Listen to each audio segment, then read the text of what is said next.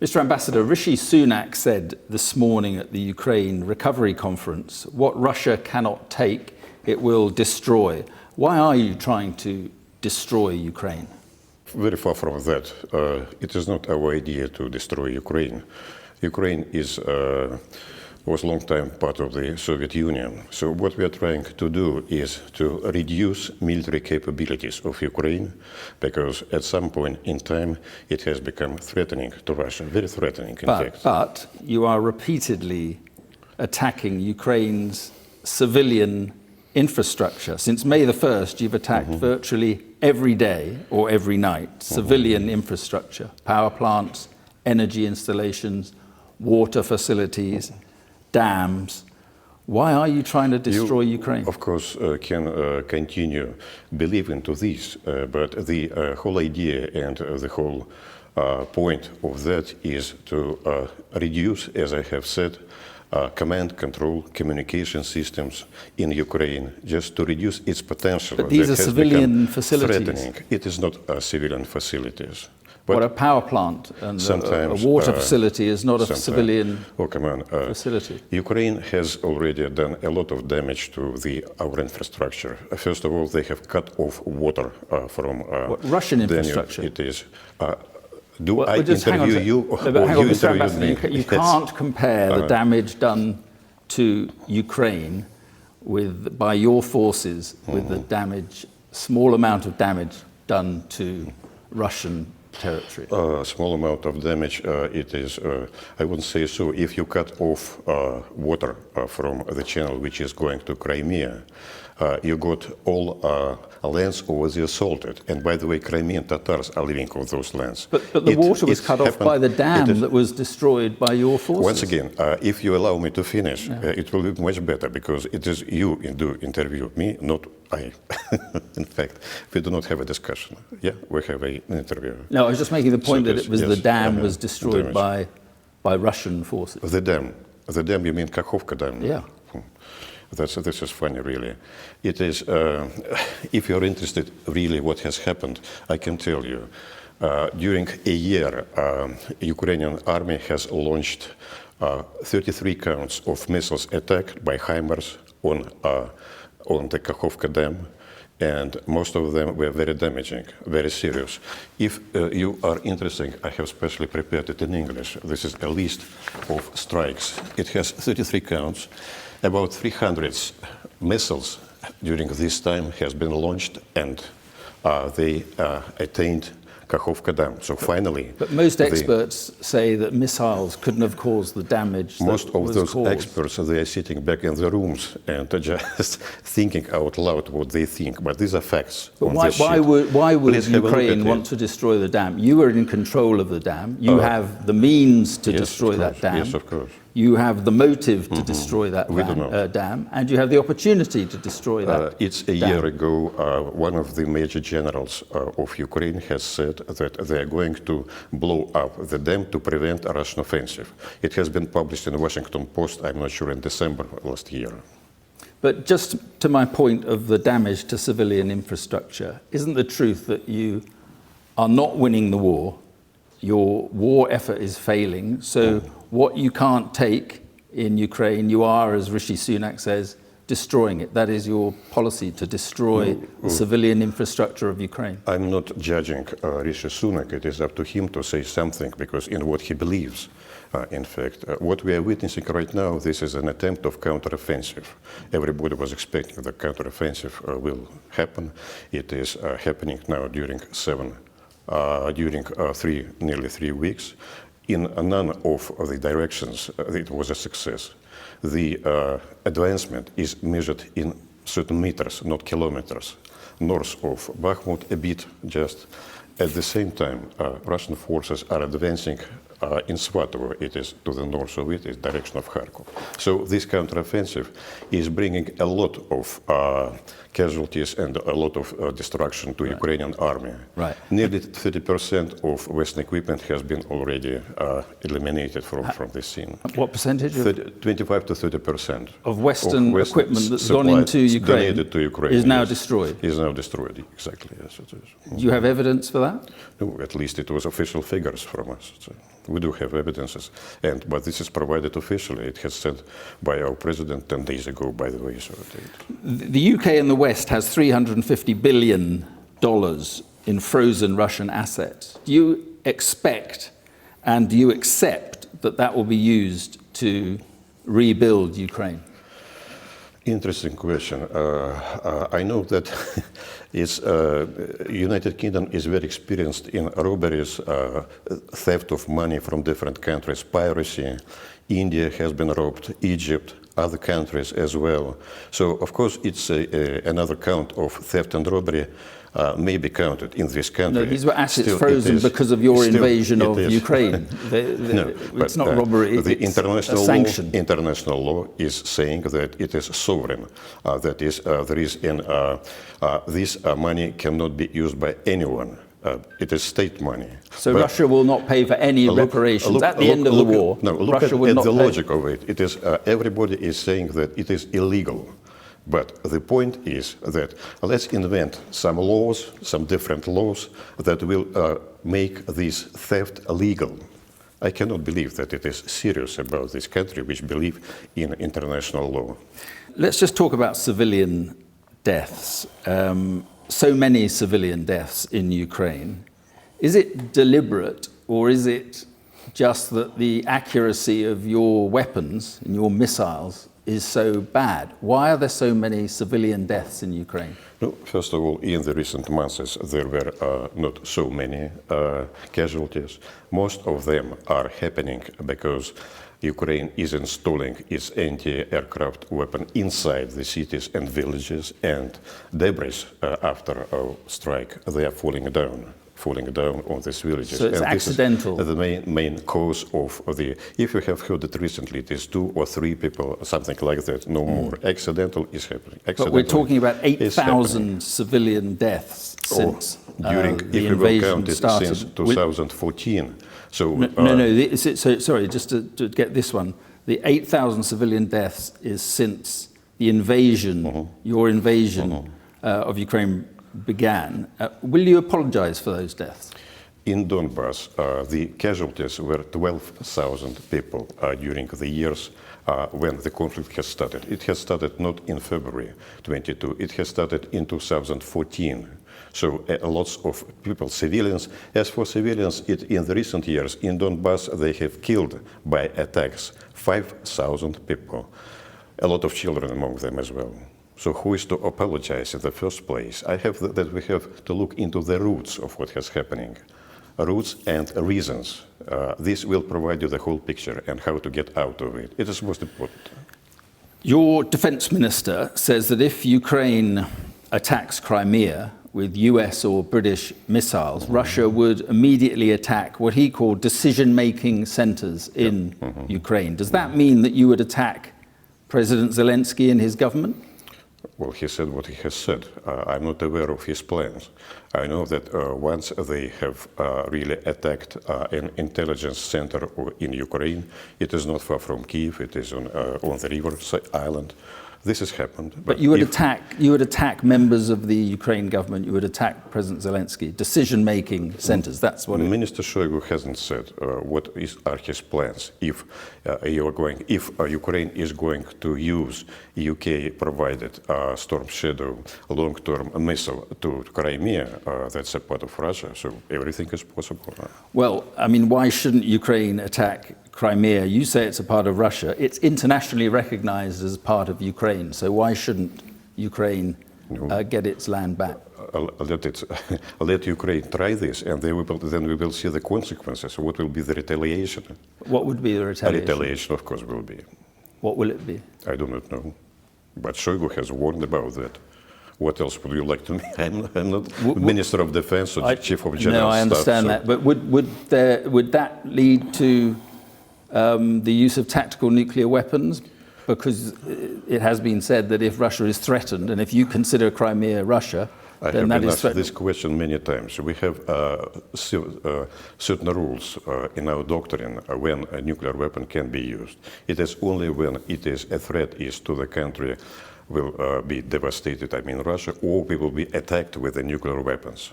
So when President Biden says last week when the nuclear weapons were heading to Belarus.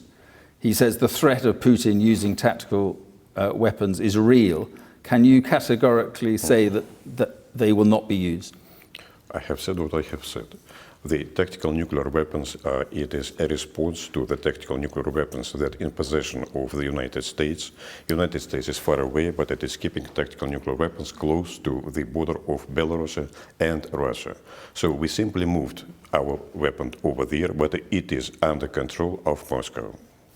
Why shouldn't Ukraine use British and US missiles in an attack on Crimea? You are using Iranian drones in repeated attacks on Kyiv.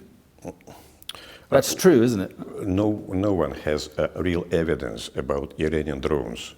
There were two meetings between Ukrainians and Iranians.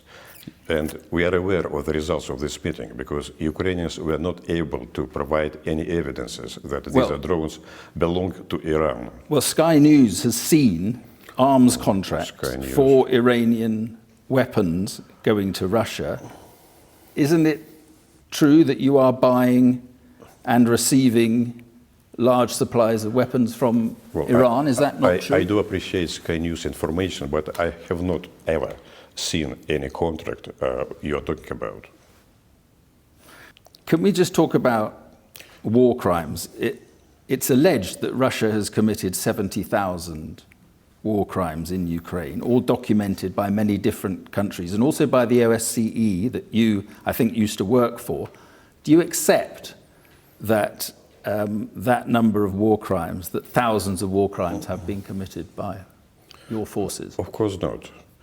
Because the conflict, as I have said, it has started not a year ago, it has started in 2014, and since that time we have enormous number of crimes committed by Ukrainian forces against Russians and Russia. I just will remind you about Russian activists that has been burned alive in Odessa. Yeah.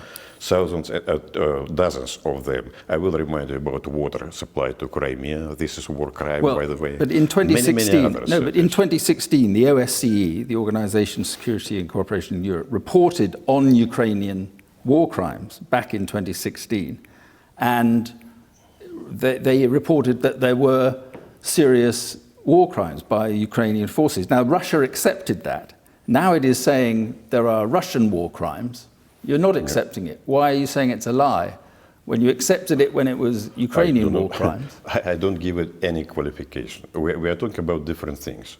We are talking about every Ukrainian crime is registered by our prosecutor general. It is documented. It is lying in it. We have a lot of bodies that are on it. If at some point in time it will be a certain comparison of it, it will be not in advantage of Ukraine, I do believe. But since the invasion, it doesn't seem there's been much comparison. Certainly the OSCE doesn't think there's been much comparison. We were reporting from Yehidny, this village in northern Ukraine, more than 300 people confined to a basement shelter for 28 days, 10 people died. There's going to be a war crimes trial with 15 Russian soldiers on trial. If it will happen. So trials are going on both in Ukraine, trials are going on right now on Azov, people who belong to this Nazi battalion of Azov. It's going on in Donetsk. So what to compare? It's a conflict. No, I'm not comparing. I'm just saying that these things are happening and that many countries have documented them. The OSCE has documented 70,000 at least war crimes by Russia. Well, there is a team which consists of an Italian, French, Belgium, and some others who are now documenting war crimes by Ukraine against Donbass. Well, isn't the point this, though, that the OSCE says in its latest report, Russia is the aggressor and therefore responsible for all human suffering in Ukraine, even when it is directly caused by Ukraine, because that would not have occurred if Ukraine had not had to defend itself from the Russian invasion. That's a quote from the OSCE report, and isn't that right? No, not at all. Every document in the OSCE is being taken by consensus. So since it is some dispatch from I'm not sure where, it cannot be consensus around this document because, well, of course, we have a large part of Western countries in the OSCE, but we have also a number of friends in this organization where I was an ambassador who will not support whatever it is said in the document. Why is your country and your president so frightened of political opposition within Russia? I don't believe that we have an organized political opposition. We have some different figures that are pretending to be political opposition. They're in prison, by the way, they have recently met in Vilnius, and they had a lot of quarrels, and they could not agree with each other who is the leader. In fact, we do not have a political opposition. Well, you don't know, but you don't, because most of them are in prison. I mean, Alexei Navalny, poisoned first, now in prison, and could be sentenced for decades. Vladimir Karamurza, a British citizen, I should say, is in prison for 25 years, and he was just making speeches about corruption and about Ukraine. So, do you know any other name? Vladimir Karamurza and Alexei Navalny. Let's deal with those two. And that is all? Well, I'm sure there's many others. No, I'm interested in Vladimir Karamurza and Alexei Navalny. These two guys, Vladimir Karamurza, because he's a British citizen. These two guys never talk to each other because they are quarreling, by the way. So if you speak about Vladimir Karamurza, he's a Russian citizen, and he's also a British citizen. But when he was on the Russian land, he is judged in accordance by the Russian court, in accordance with the Russian law, and he's get his sentence as a Russian citizen. He has committed a lot of crimes. I'm not going to say. 25 years in prison. If I'm talking about Navalny, it's a different thing. I do not follow closely what is happening with him at the moment. He is serving his sentence. For committing criminal offenses and all of that. But I just wonder, what about Julian Assange? Is he still sitting in Belmarsh in high prison term? It looks like his term has already expired a long time ago. This is a very different situation. Why? I'm talking here about a British citizen who promoted civil society and democracy in Russia. Why are you frightened of political opposition in any political opposition in Russia? It is not me. It looks very much to me that you are afraid to recognize that a guy is sitting in high term. How many political prisoners are in the UK? How many would you say? You asked me that question. Okay, next time I will answer you. Now, but also, why are you so frightened of journalists operating in your country? Why is Evan Gershkovich of the Wall Street Journal, why is he in prison? He's in prison because he has spied for United States government. He was collecting information. No, he was doing his job as a journalist. Oh yes, of course, collecting information at the plant that is producing armament. That's the job of a journalist, of course. Well, he is a journalist. I mean, he works for the Wall Street Journal. He's a bona fide journalist, but you've decided... We are approximately with you of the same age, and we perfectly know that journalists are very often working for the intelligence. This guy, in particular... I don't think often, but... You know that. Let's just talk about the broader picture. Why is President Putin so weak that he cannot tolerate political opposition or even journalists in his country, free speech in his country? You start to repeat your questions. This is not. Well, I just wonder, because there is an issue of free speech. If you don't have any other question, if you are not interested in political settlement in Ukraine or what's going the end game of it, because this is what usually serious political observers are asking. Well, what is the end game? What is the end game in Ukraine then, in your view? Okay. What is the end game? How does it end in This Ukraine? was not. Well, the end game, it is still in the air. That depends on the balance of forces, what will come after the so-called counterattack that has been long delayed by Ukraine, and now it is on. And it doesn't look prosperous. It does not look, I will say, perspective for Ukrainian forces. If they would like to lose more land and more people, more tanks and all that, this is what is concern of us, because they are not going to rebuild Ukraine if they will lose too many people over there. But will Russian troops always be in Ukraine? That depends on what Ukraine will be. The best way for Ukraine to continue it is neutrality and non-nuclear status. and non-member of NATO, and of course adapting normal laws that are all Europe for protecting human rights, including so-called minorities, Russian minorities, Hungarian, Romanian, and all the others, living on equal foot with the Ukrainians. So when will Russian troops leave Ukraine so that there can be some sort of diplomacy going forward? When will they leave Ukraine? Will they ever leave Ukraine? There is always room for diplomacy, and many countries, African countries, Brazil, China, they are making diplomatic effort to stop the conflict. Everybody, with the exception of United Kingdom, who is trying to lead this war. I'm sure the United Kingdom and the United States, I'm sure we'd all like to be part of a diplomatic solution to Ukraine. But the question is... I never heard from Rishi Sunak. But the question is your troops, your question is your troops are in Ukraine illegally. When will they leave so that some sort of diplomacy can take place? No, they are now on the grounds that belongs to the Russian Federation, in accordance with the referendum that has been done in Donbass. These are parts of the Russian Federation, and troops are on the soil of the Russian Federation.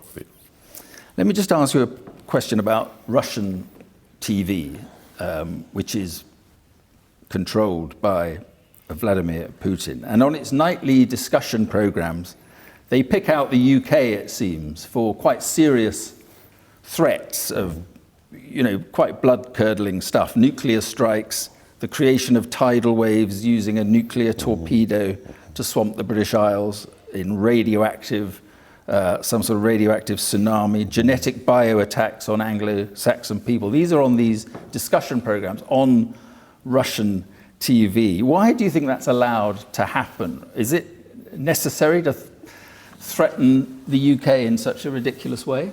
You don't like it. You don't like it. Well, I just think it looks ridiculous. I just wonder why that you would allow. Putin controls television. Why does he allow threats like that? We have one channel, or perhaps two channels, which are not controlled, but which are supported financially by the states. We have also a lot of independent channels which belongs to certain societies and also financed by that.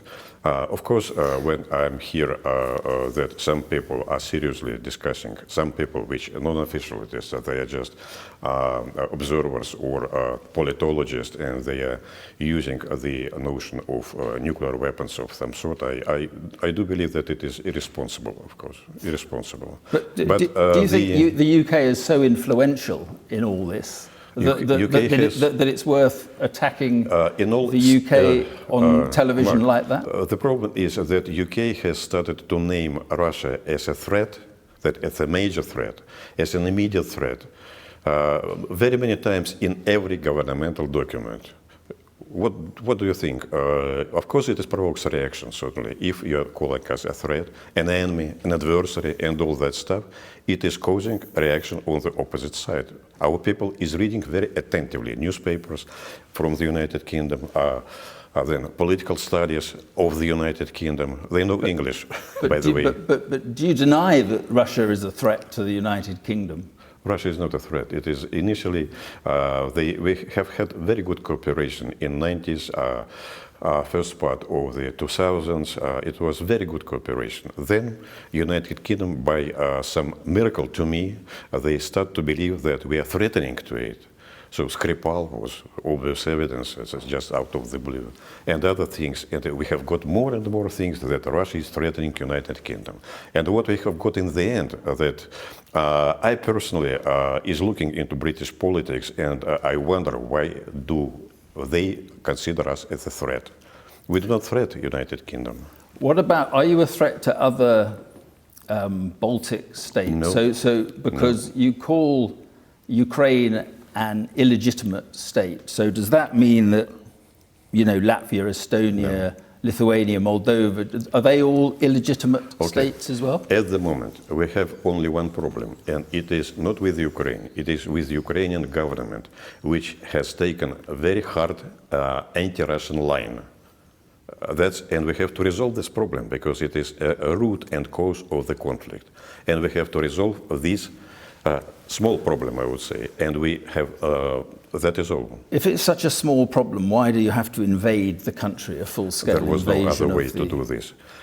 Initially, we were very skeptical about this burn of nationalism, extreme nationalism in Ukraine that is coming from the very west part of Ukraine and now has become camps, children camps, military camps, and so on. We were skeptical. We did believe that they will be grown up and they will understand that it is a nonsense. But finally, it has become the official line of the Ukrainian government. Which has been very much supported by Western countries, especially United States, to grow up anything anti-Russian, what is happening in Ukraine. And finally, we have got a conflict.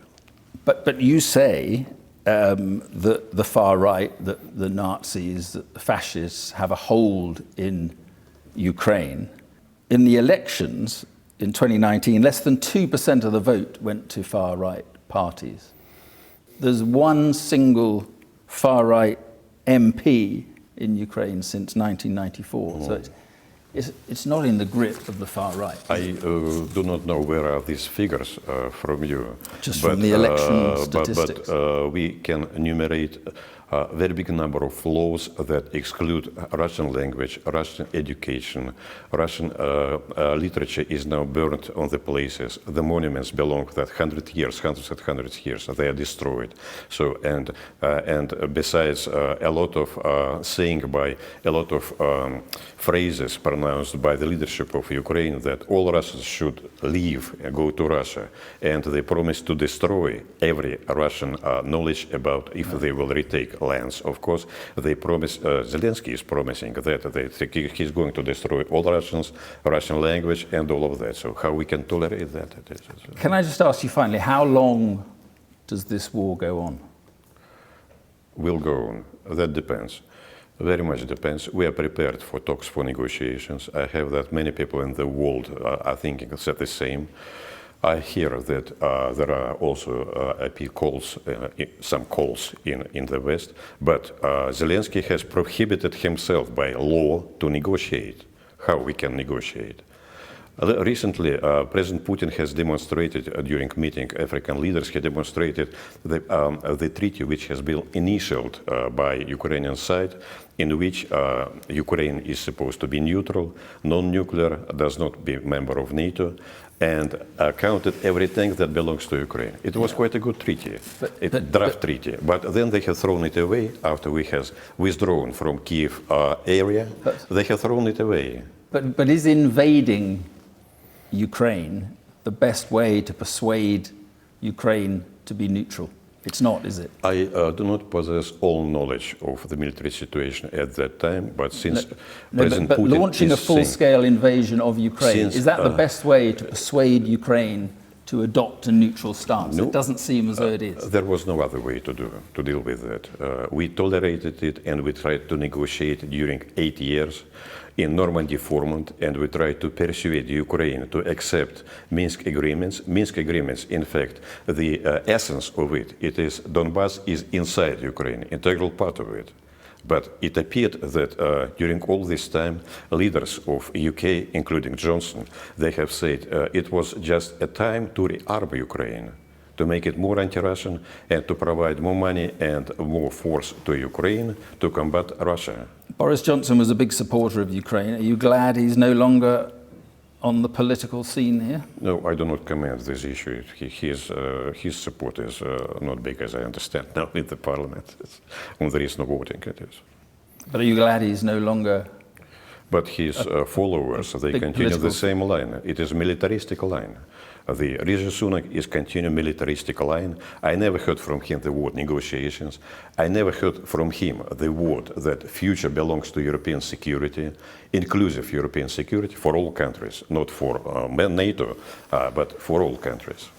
Just finally, Mr. Ambassador, are you fed up with having to defend what is very difficult to defend, the invasion and all the killing? Are you fed up with having to defend this? I defend the policy of my president and of my government, and I truly believe that they know what they're doing. You're paid to defend it. Do you really believe that you should be defending it? you are paid to ask this a bit silly question. Forgive me for being sincere. Not Mr. the best. Ambassador, thank you very much indeed. Okay, good. Thank you.